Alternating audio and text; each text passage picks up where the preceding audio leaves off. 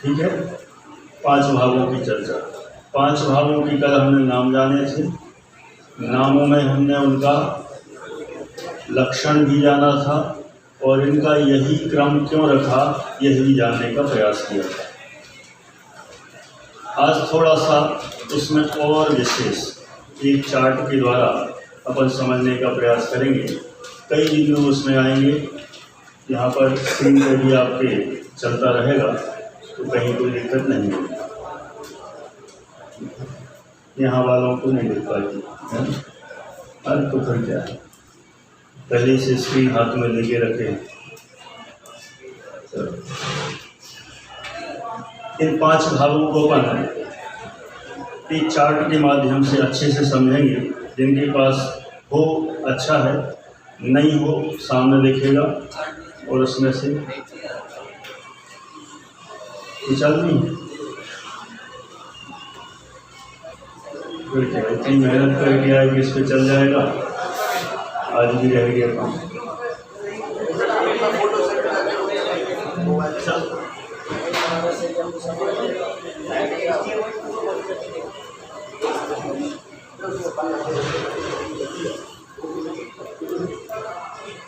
शुरू करते हैं।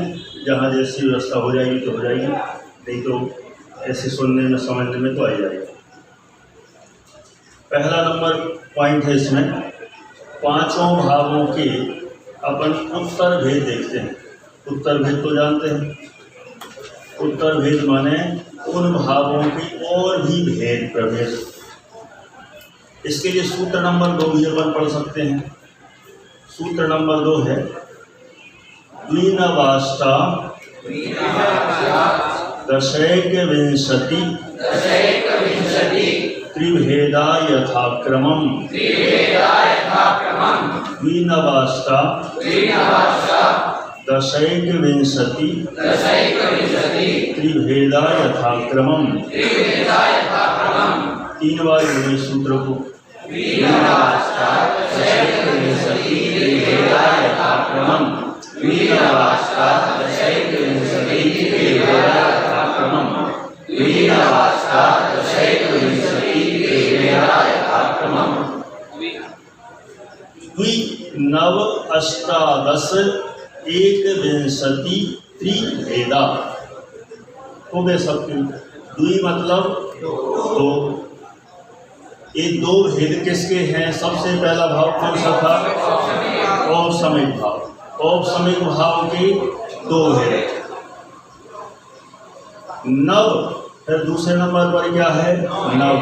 नव माने 9 भेद। 9 भेद किसके हैं? शाय के 9 भेद हैं। फिर तीसरा है अष्टादश। अष्टादश किसके?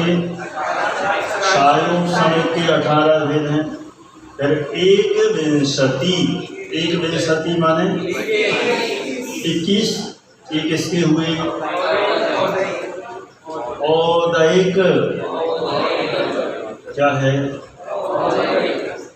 औदैक। ये बार बार प्रैक्टिस कर लेना, क्योंकि मुझे पता है कितनी बार बुलवा लो ये शब्द, बोलने वाले वो औदैक ही बोलेंगे, मानते ही नहीं। सिखाते सब औदैक हैं, लेकिन बोलने में औदैक ही आता है।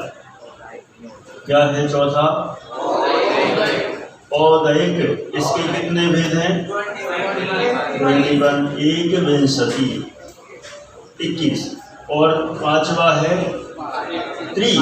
त्रि माने 3 भेद। किसके हैं? आत्मिक भाव के 3 भेद। ओके, तो 5 हो गए।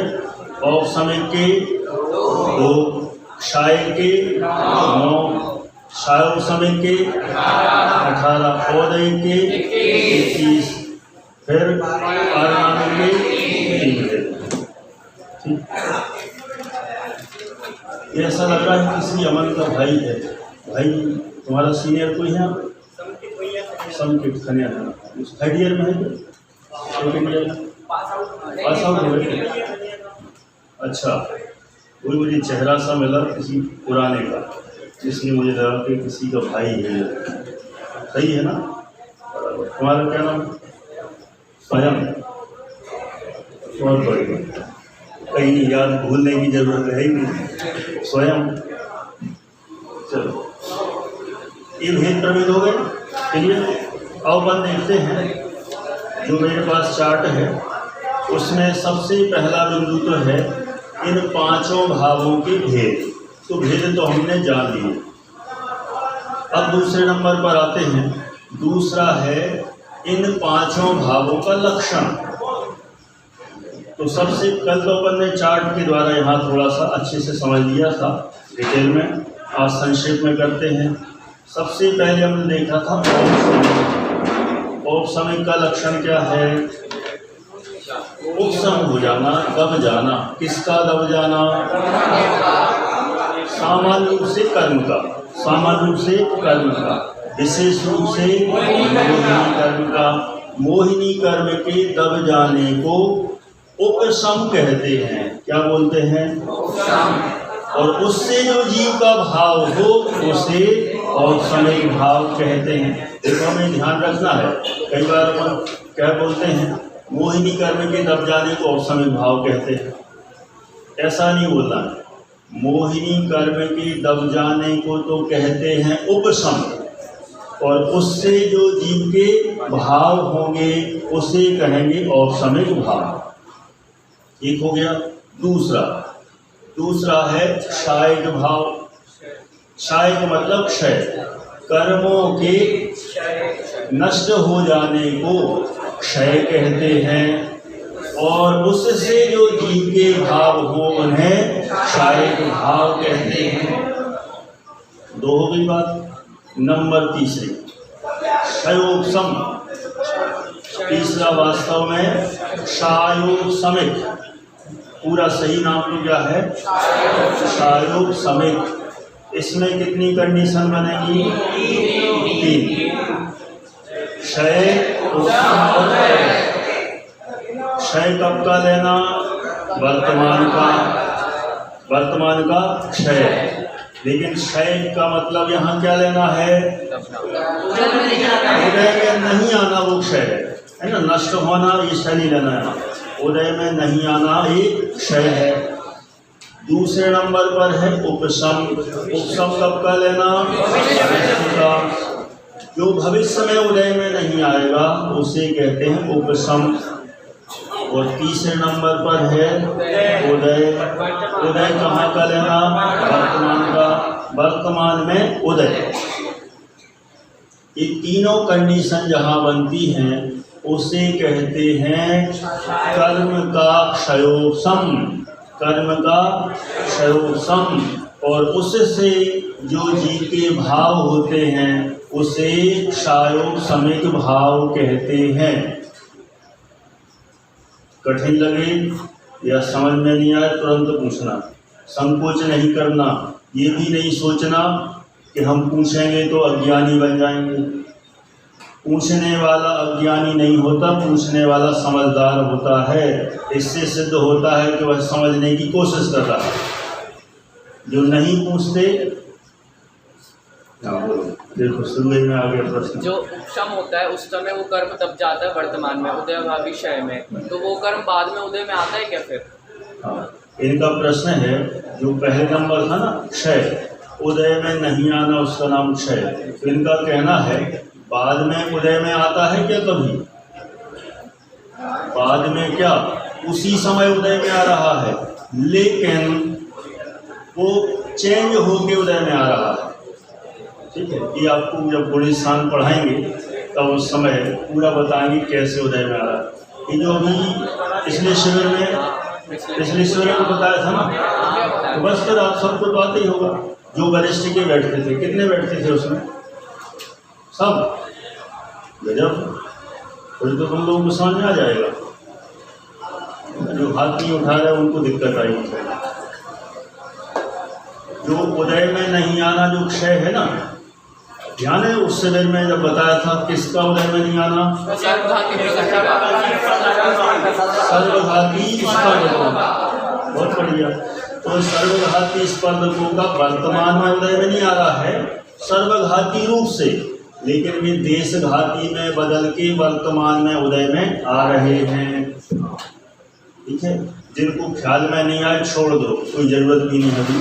ये फर्स्ट ईयर का कोर्स है कि वरिष्ठ ने बता दिया, जिसको आ जाए तो अच्छा है, नहीं आए तो अगले साल तो चल रहे। क्षयोपशम हो गया किसका? कर्मों का। उससे जो जीव के भाव हुए वे क्षयोपशमिक भाव। फिर है चौथा उदय। उदय मतलब होता है फल देना। उदय का मतलब है फल देना। कर्म जब हमें फल देते हैं उसको कहते हैं उदय। उदय किसका होगा? कर्मों का। और उससे जो जीव के भाव होंगे उन्हें और एक भाव कहेंगे। कौन से भाव? और एक भाव कहेंगे। 4 हो गए। और 5वां लिया था पारिणामिक भाव। किसे कहते हैं पारिणामिक भाव?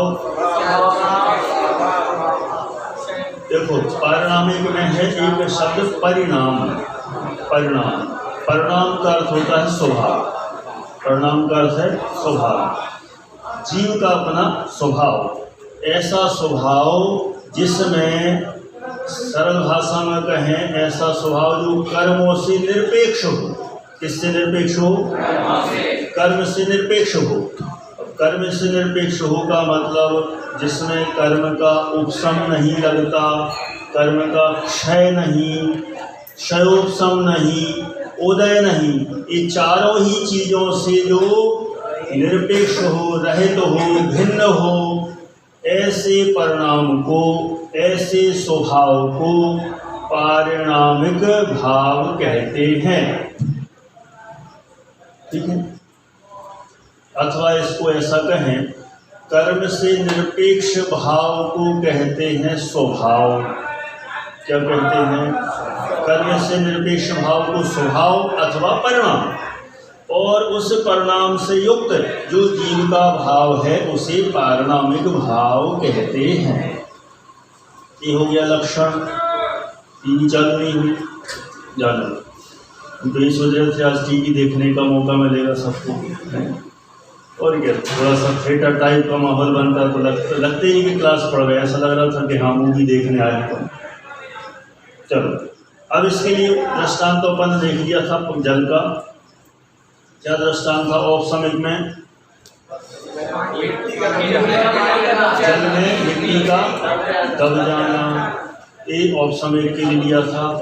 और मिट्टी का पूरी तरह जल से निकल जाना, तो इससे क्षय भाव। जल में मिट्टी कुछ तो दबी हुई हो, कुछ ऊपर की ओर आ रही हो, उसको क्षयोपशमिक। और मिट्टी पूरे में फैल गई है, पानी गंदा हो गया है, उसको और प्योर जल पाना जो कर्म से पूरा निरपेक्ष है, इसको पाना। यहाँ तक भी हो गया था कल। अब आगे बढ़े। अगला पॉइंट,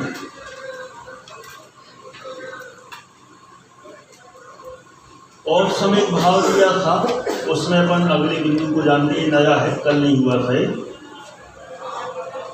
औपसमिक भाव जो होता है अपन ने देखा था किसमें, कौन से कर्म के निमित्त से होता है? मोहिनी कर्म के। और मोहिनी कर्म जीव के कौन से गुणों को प्रभावित करता है? किसी को पता है? जीव के श्रद्धा और चारित्र्य। मोहिनी कर्म होगा तो जीव के श्रद्धा गुण को डिस्टर्ब करेगा, अशुद्ध करेगा, मलिन करेगा। और चारित्र्य गुण को भी मलिन करता है। कौन? मोहिनी कर्म। जब औपसमिक भाव होगा तो जीव के श्रद्धा और चारित्र्य गुण निर्मल हो जाते हैं। क्या होगी? जीव के श्रद्धा और चारित्र्य गुण निर्मल हो जाएंगे। मोहिनी कर्म दबेगा तो श्रद्धा और चारित्र्य गुण निर्मल हो जाएंगे। क्षायक में क्या होगा? मात्र मोहिनी ही नहीं जाएगा, और भी कर्म जो जीव के गुणों में अशुद्धता उत्पन्न करते हैं वे कर्म चले जाते हैं। उससे जीव पूर्ण निर्मल हो जाता है।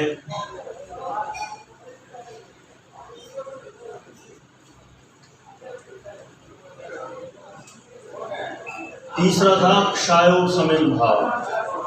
क्षायोपशमयिक भाव के लिए अगला बिंदु है गुणों का आंशिक विकास। जब क्षायोपशमयिक भाव होता है तो जीव के गुणों का आंशिक विकास होता है। कैसे होता है? इसमें 3 कंडीशन थी। पहली तो थी क्षय, दूसरी उपशम, तो दोनों को मिलाकर हुआ क्षय उपशम, और तीसरी थी उदय। कि जब 3 कंडीशन बनती हैं उस समय जीव के गुणों का आंशिक विकास होता है। पिछले शिविर में जिन्होंने अच्छे से पढ़ा था ये बता सकते हैं कि हमें मति ज्ञान है क्या? बोलो। है। कैसे है?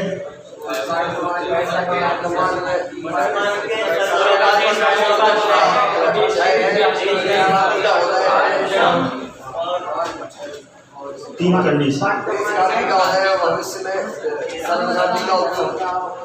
वर्तमान में सर्वघाती का उदयाभावी क्षय, भविष्य में योनि का सर्वस्तर उपशम और देशघाती स्पर्धकों का वर्तमान में उदय। इस कारण से हमें मति ज्ञान है, माने हमें ज्ञान का अंश अभी कुछ प्रकट हो रहा है। एक किसकी देन है? क्षायोपशमयिक की देन है।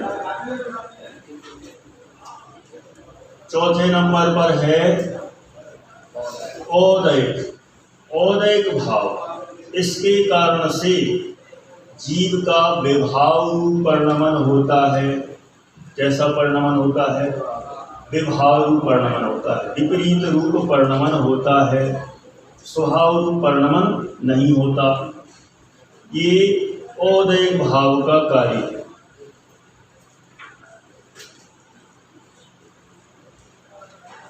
और 5वें नंबर पारिणामिक।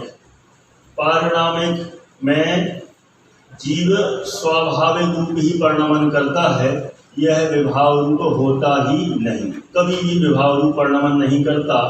जैसे उसकी जब भेद जानेंगे अपन, तो जैसे जीव का भव्यत्व भाव है, अभव्यत्व भाव है, जीवत्व भाव है, वह सदा अपने रूप परिणमन करता है।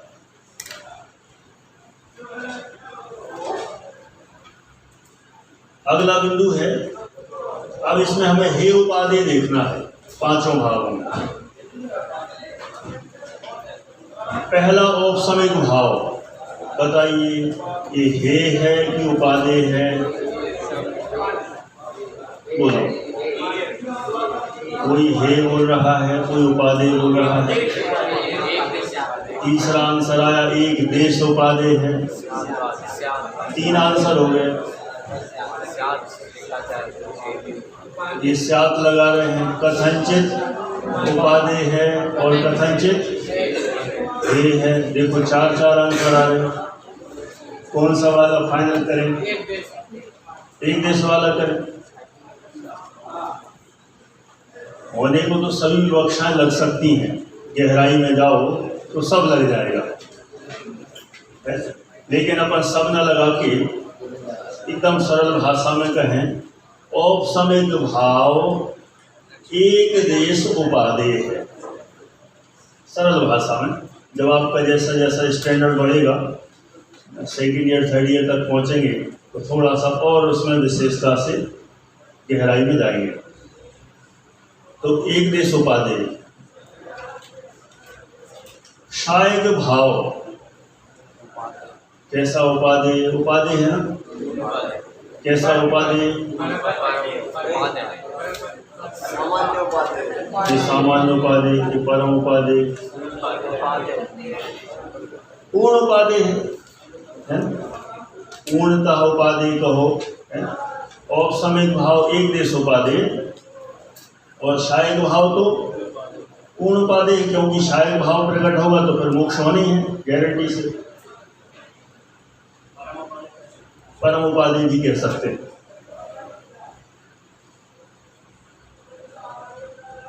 फिर तीसरा है क्षायोपशमिक भाव। कैसा है?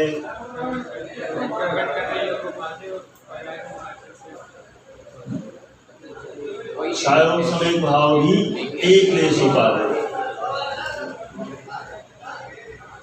औपशमिक एक देश, क्षायक पूर्णता उपादेय, परम उपादेय, शायद समिक, एक देश उपादेय। चौथा औदैक भाव। औदैक भाव तो हे ही है, छोड़ने लायक ही है, किसी भी रूप में ग्रहण करने के योग्य नहीं। पांचवा पारणामिक भाव कैसा है?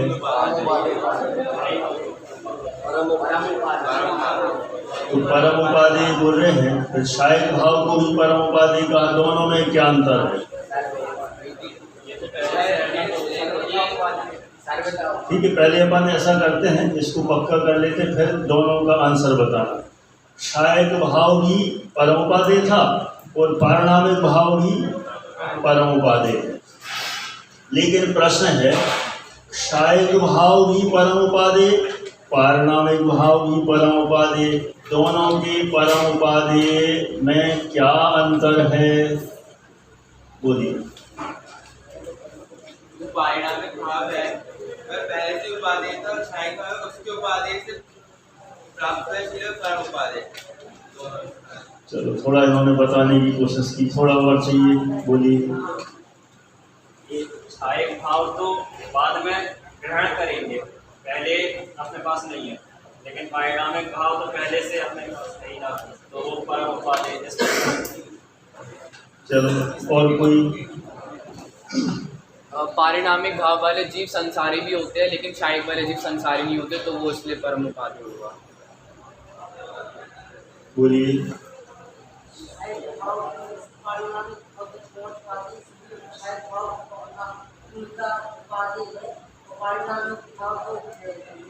क्या शायद भाव से पारणामिक पर पहुंचते हैं? चलो कोई बात नहीं, कोशिश तो की, कोशिश करने वालों की भी कभी नहीं होती। आश्रम नहीं, आश्रम लगा, कोई बात नहीं। अच्छा, बहुत बढ़िया, ये आंसर आया, बहुत कुछ। दोनों में क्या अंतर है? पारिणामिक भाव तो आश्रय करने योग्य और शायद भाव प्रकट करने योग्य, ये दोनों में अंतर है। आश्रय लेना है हमें पारिणामिक भाव का, माने लक्ष्य बनाना है हमें पारिणामिक भाव का। पारिणामिक भाव का लक्ष्य करेंगे, आप उसका आश्रय लेंगे, तो हमें बाद में शायद भाव प्रकट होगा। तो शायद भाव प्रकट करने की अपेक्षा परम उपादेय है और पारिणामिक भाव आश्रय लेने की अपेक्षा से परम उपादेय। ये दोनों में अंतर क्लियर? अगले बिंदु पर चलते हैं। बोर तो नहीं हो रहा ना? कोई ये तो नहीं सोच रहा क्या पहले सूत्र पे बैठे? हम तो सोच रहे थे कि 4-5 सूत्र हो जाएंगे। यहाँ से देखो आवाज आई थी कि आप तो पहले ही सूत्र चलाओ 6 दिन, तो इसलिए हम पहले ही चला रहे हैं, लेकिन ऐसा भी नहीं करेंगे, हो जाएंगे 5-7-8 सूत्र तो हो जाएंगे, ठीक। और यदि मन बना तो एक आध दिन भगा देंगे रफ्तार आखिरी दिन। लेकिन पूरा ये दूसरे अध्याय का असली समझने योग्य विषय कठिन कहें और जो वास्तव में गहरा है, शुरू के 7-8 सूत्र ही हैं, बाद के तो बहुत सरल है, पढ़ते चले जाओ, अर्थ करना ज़्यादा नहीं है कठिन। इतना समझ में आ गया तो फिर तो बहुत इजी है, इसलिए अब आगे बढ़ते हैं।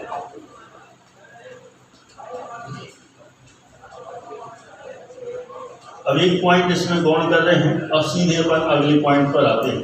ये चार्ट यहाँ होता तो और ज़्यादा बढ़िया था, नहीं है, इसलिए अपन एक पॉइंट पर स्किप करके आगे बढ़ते हैं। अब इसमें देखते हैं औपसमिक भाव में जीवों की संख्या कितनी है। औपसमिक भाव में जीवों की संख्या कितनी है? दो प्रकार से इसको कह सकते हैं। जीवों की संख्या संख्यात भी है और असंख्यात भी है, दोनों ही अपन को लिखना है। संख्यात भी है और असंख्यात भी हो जाती है। मैंने कभी ऐसा भी रहता है कि इसमें कम जीव हों ऐसा भी हो जाता है। और कभी जीवों की वृद्धि भी हो जाए, बढ़ जाए, तो औपसमिक भाव वाले जीव असंख्यात भी हो जाते हैं। आप लोग फर्स्ट ईयर सेकेंड ईयर में होते या थर्ड ईयर में तो मुझे बताते कैसे, लेकिन वरिष्ठ में हो इसलिए नहीं बताते। ये कह रहे बता दो अभी से, फिर कई लोगों को नहीं आएगा समझ में, तो आ जाएगा। देखो ऐसा है कि सर्वार्थिति जब पढ़ेंगे ना आप लोग फर्स्ट ईयर में, वहाँ ऐसा प्रकरण आया है होने को, वो जो सूत्र है वो सूत्र भी आपके कोर्स में नहीं है, समस्या तो है जहाँ पर ये पूरा डिटेल है। वहाँ पर ये बताया कि इनका अंतरकाल, औपसमिक आदि भावों का अंतरकाल बताया है। जैसे औपसमिक भाव होता है तो फिर कभी ऐसा भी अंतर पड़ता है कि औपसमिक भाव वाले बीच में बहुत समय तक हो ही ना, औपसमिक भाव वाले ऐसा भी अंतर पड़ जाता है। तो इस दृष्टि से वहाँ डिटेल में समझाया गया है, लेकिन अभी वो बताएंगे, मुझे पता है उसका बहुत इतना डिटेल होगा कि फिर चर्चा इसी में चल जाएगी। इसलिए अंतरकाल जब पड़ता है उस अपेक्षा से वहाँ पर जीवों की संख्या में अंतर तारतम्यता आती है। तो सामान्य रूप से तो अपन कहेंगे कि औपसमिक भाव वालों की जीवों की संख्या संख्यात है और कभी असंख्यात की हो जाती है। तो दोनों दृष्टियों से संख्यात और असंख्यात जानना। दूसरे नंबर पर आता है क्षायक भाव। क्षायक भाव वाले जीवों की संख्या कितनी? तो औपसमिक भाव वाले जीवों की अपेक्षा से कल बताया था असंख्यात गुणी, आज बता रहे हैं अनंत गुणी। ऐसा क्यों? एक दिन में अनंत बढ़ गए क्या? एक दिन में अनंत नहीं हो गए। कल जो सामान्य रूप से कथन किया था संसारी जीवों की अपेक्षा से, अब इसमें यदि सिद्ध जीवों को भी लेते हैं तो क्षायक भाव वाले जीव अनंत होते हैं। औपसमिक वाले तो संख्यात अथवा असंख्यात, और क्षायक वाले औपसमिक भावों से, औपसमिक भाव वालों से भी अनंत गुणे। कितने हो जाएंगे? अनंत। इनमें अपन ने किसको शामिल किया? सिद्ध भगवान। हाँ, चौथे गुण स्थान से लेके वहाँ सिद्ध भगवान को भी सम्मिलित किया है।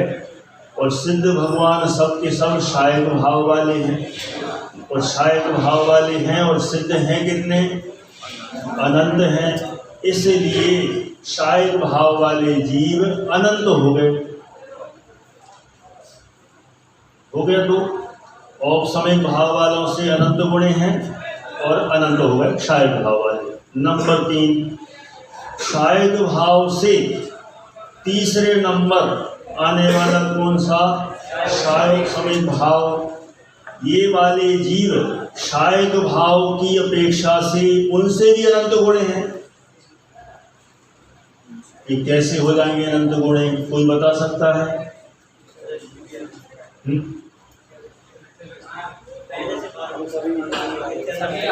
अरे सब इच्छा दृष्टि सब आ गए। निगोदिया भी आ जाएंगे।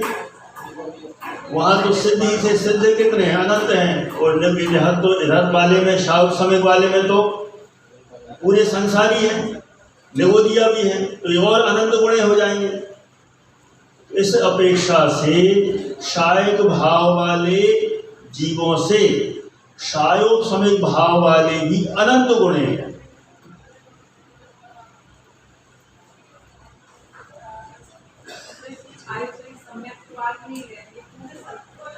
हाँ, सिर्फ शायद सम्यक्त वाले नहीं लेंगे, पूरे शायद भाव वाले जो हैं सब ले लेंगे। नेक्स्ट है औदैहिक भाव। औदैहिक भाव वाले, इनका क्या होगा? ये भी अनंत ही हैं, लेकिन शायोग समिक वालों से कुछ अधिक है। कुछ अधिक लगाना। क्यों लगाना?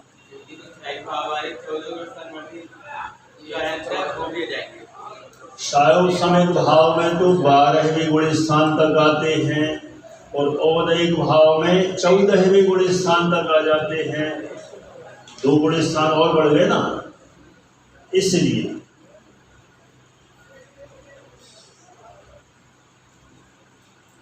और पारणामिक भाव वाले सबसे ज्यादा अनंत हैं, और औदयिक भाव वालों से भी अधिक हैं, वे भी अनंत हैं। इसमें सबसे कम कौन हुए? औसमिक भाव वाले, संख्यात अथवा असंख्यात।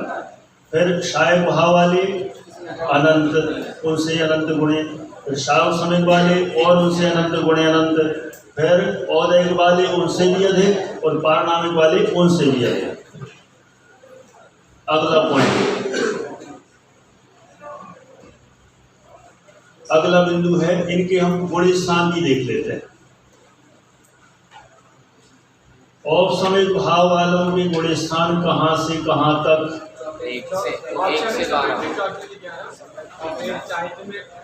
मुझे मत बताओ भाई, और कोई बात नहीं, बहुत बढ़िया। औपसमिक भाव वाले कहाँ से कहाँ तक हैं? 4 से 11वें गुण स्थान तक। कहाँ से कहाँ तक? 4 से 11वें।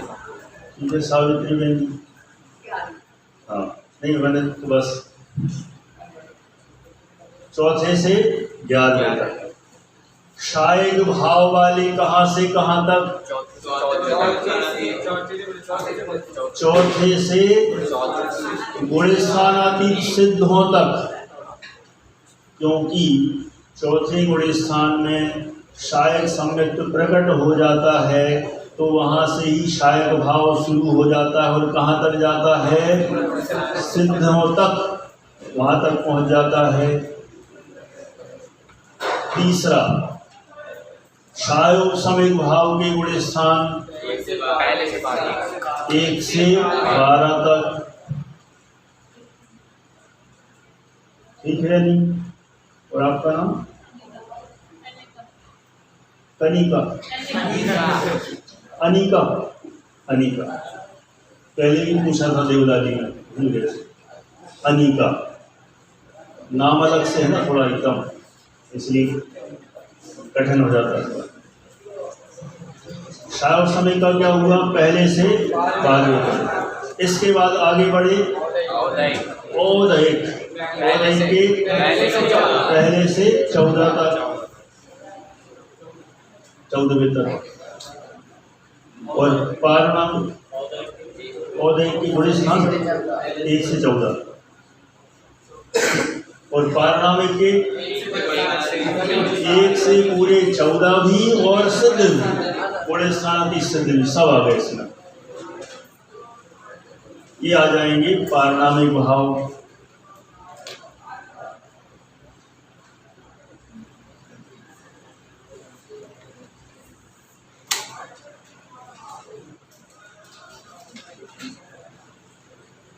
एक पॉइंट इसमें छूट गया था, लास्ट में लिख लो, कोई बात नहीं।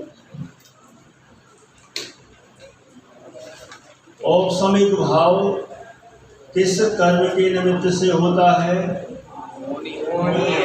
मोहिनी के। ओके, मोहिनी, कितना तो देखा। दूसरा है क्षायक भाव, किस कर्म के निमित्त से? 8 सामान्य रूप से 8 भी कह देते हैं, लेकिन विशेष रूप से 4 घातिया। 4 घातिया कर्मों के क्षय होने से क्षायक भाव, क्षय से, क्षायक भाव तो क्षय से होगा, तो 4 घातिया कर्मों के क्षय से क्षायक भाव। किसी को ऑब्जेक्शन हो, कोई डाउट हो, कुछ डिस्कस करना हो तो कर सकते हैं कि नहीं हमने तो 8 ही का सुना है, हमने तो 1 का ही सुना है, हमने सुनाया जो भी हो वो भी हमें सुना सकते हो, है ना, और उसको क्लियर कर देंगे वो किस अपेक्षा से है। कहीं 8 से भी कह देते हैं, 8 के क्षय, कहीं मोहिनी का भी क्षय हो जाए तो क्षायक भाव उधर से भी शुरू हो जाता है। और ये तो 4 घातिया कर्मों के क्षय से क्षायक भाव। इसमें 4 घाती आ गए। औपसमयिक में एक मोहिनी, शायक में 4 घातियाँ, शायोपसमयिक में भी 4 घातियाँ। क्षयोपसमयिक 4 घातियों में ही होता है और किसी में नहीं।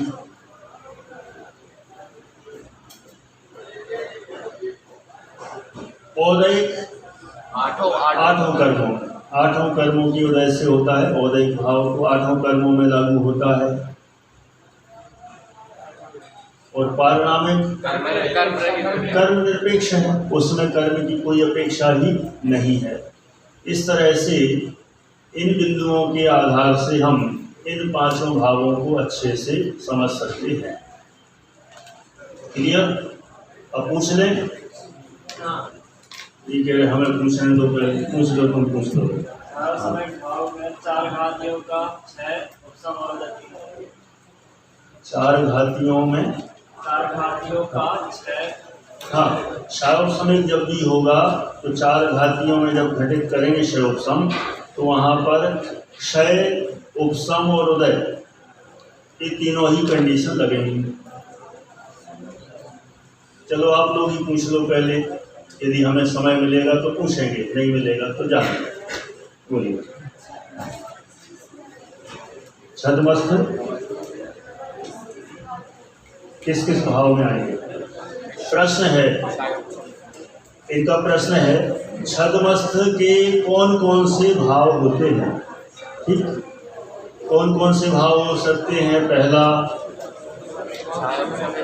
सोच रहे हो, जल्दी बोलो। पहला और समय दूसरा, समय दूसरा, शायद तीसरा, समय चौथा, तो 5वां। 5 ही हो सकते हैं। छद्मस्थों के 5 ही भाव हो सकते हैं। अच्छा, चलो इसी में मैं पूछता हूँ, अपने कितने हैं? फिर मैं सबके अलग अलग पूछूंगा, है ना, जो जो ऊपर बैठे हैं। बता पाओगे कोई? चेहरा देख के, है ना। सावित्री बहन जी बैठी हैं, ये भी बहुत ज्ञानी है, करणानी योग का अच्छा और ये सब जानती, बहुत अभ्यास है।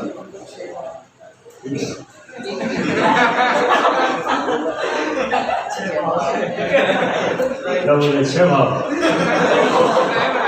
नहीं।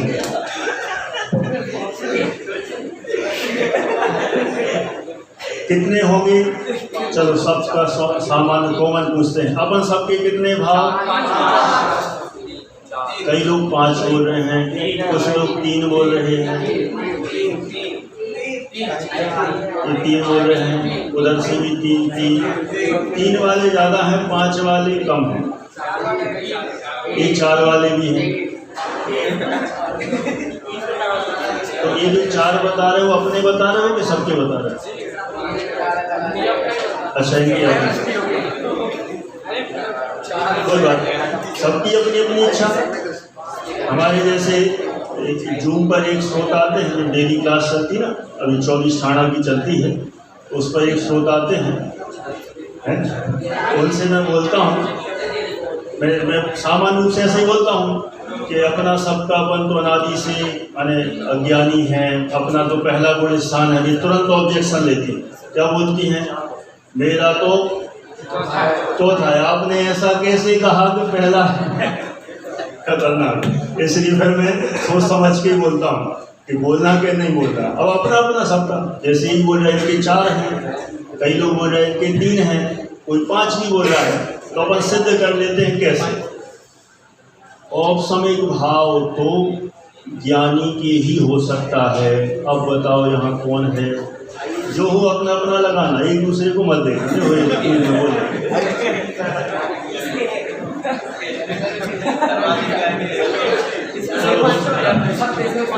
लेकिन कठिन है भाई, ऐसा नहीं। शायोपसमयिक भाव, सुनो आप, शायोपसमयिक भाव अंतर्मुहूर्त के लिए होता है और वो भी होना कठिन है। ठीक है, ऐसा हो कि गया हो, है ना, इसलिए वो छोड़ दो। औपसमयिक भाव भी मुश्किल है। दूसरा नंबर क्षायक भाव। क्षायक तो अभी यहाँ जितने बैठे हैं गारंटी से उनमें से किसी का नहीं। ठीक है, तो गारंटी सबके लिए। तीसरा क्षायोपसमयिक भाव हम सब के ही है गारंटी से। अच्छा, एक तो पक्का हुआ, एक पक्का हुआ कौन सा के है शायद समय, और एक पक्का हुआ कि है ही नहीं कौन सा शायद। ऑप्शन वाले ऑप्शनल है, ठीक। अगला देखिए चौथा कौन सा, और हम में से सबका नियम से है, और धारणा में भी तो तीन तो कंपलसरी हो गए, शायद समय और ये तो हम सबका है। अब बाकी ऑप्शन वाले जाने, शायद वाले तो गारंटी से है ही नहीं, इसलिए इन्होंने कह दिया कि 4 हैं। कोई प्रश्न था क्या? नहीं। और किसी कोई प्रश्न? नहीं तो समय तो अपना हो गया, नहीं है ना? चलो बहुत बढ़िया, आप लोग बहुत उत्साह से पढ़ रहे हैं, ठीक है। थोड़ा थोड़ा मजा भी चलता रहेगा, खूब उत्साह से पढ़ें, आगे अपन बढ़ते रहें। पूरी बात समझ